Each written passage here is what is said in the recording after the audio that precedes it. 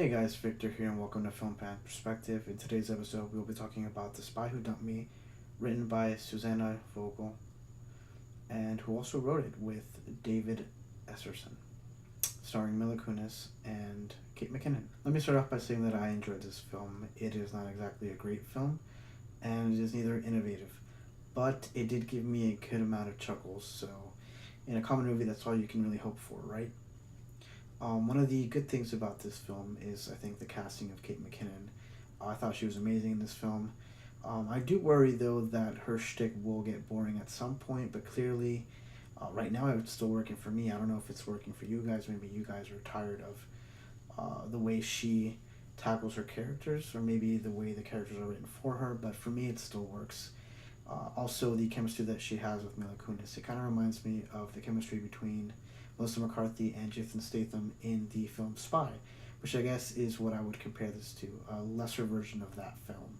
As for the negatives, there were a couple of jokes that felt a little forced. For the most part, most of the jokes did hit, especially when it came between Kate McKinnon and Mila Kunis. Another thing, and this might be nitpicking here, is some of the decisions in the script based for this film. Primarily, I guess, with the antagonist. In the beginning of the film, we do see that the boyfriend preemptively dies, and that took me off guard because I thought we would see him throughout the film. So the fact that they actually killed off the ex at the very beginning of the film caught me by surprise, and I was thinking, okay, they went there. We don't have to worry about this character anymore. We're just going to focus on these two women going forward.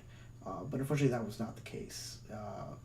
Seemingly, they use him as the antagonist at the end of the film, and it's something that is so predictable. I was kind of hoping it'd be the MI6 agent, which in itself would probably be predictable as well, but at least that would have been a predictability that I could forgive the writer and the director for.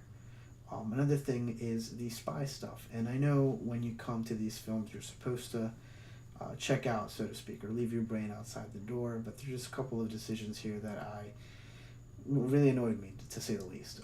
Primarily the fact that she kept getting blocked calls, and she did not decide to throw away her phone in fear of getting traced until they actually got to the airport. That is something that I thought would have been addressed the first time she got the block call. Another thing is the fact that they bring up that their passports would be flagged. Apparently, they were not flagged when they left the States, but they were flagged when they were, I believe, in Austria. So that kind of inconsistent there was a little irritating, to say the least. And I don't know if maybe that's just me, guys, or if you found these kind of things irritating, but in today's age, that is something that could easily be resolved, especially if they were serious about obtaining the package, so to speak, from these two women. That's all I have to say, guys. Like I said, I enjoyed the film. It does have its problems in its script, and a couple of jokes, like I said, were a little forced. But overall, I had a good time. It was an enjoyable experience, and I believe it is something that you guys should, if you have the time, go check out for yourself. Make up your own opinion. I will give this film a 3C. And that's it, guys. Thank you for watching, and have a lovely day.